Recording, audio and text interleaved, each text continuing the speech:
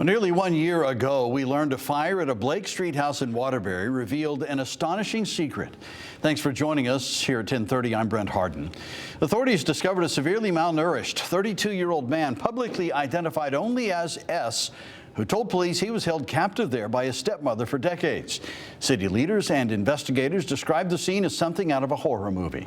Fox 61's Annette Montgomery spoke with an expert to ask two questions about what comes next for S and victims like him.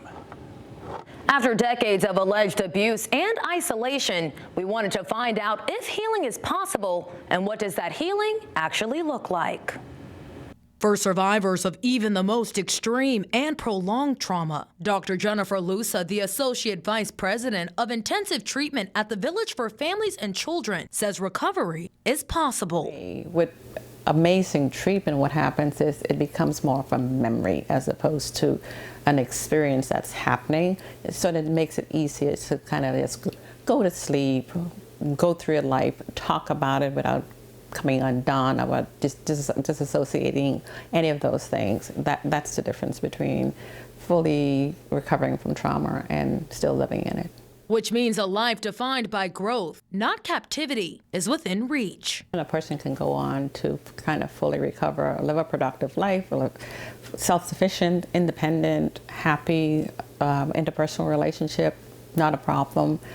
It's definitely possible. That life that doesn't erase the abuse and neglect they experienced. They will still have long-term impact in terms of their interpersonal relationships, their ability to manage their emotions and regulate their emotions, like problem-solving skills, like the things that we take for granted would be struggles for them. But with the right systems in place. We call it EMDR, or trauma-focused cognitive behavioral therapy, are two of the therapies that they recommend that have been found to be very effective with folks who had extreme trauma.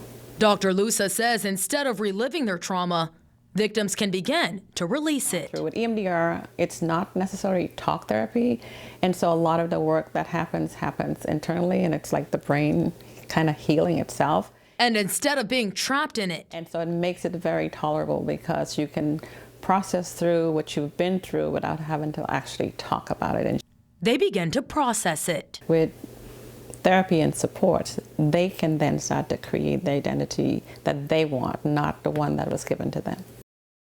The Village for Families and Children was one of the first agencies in the country to provide homes for neglected children.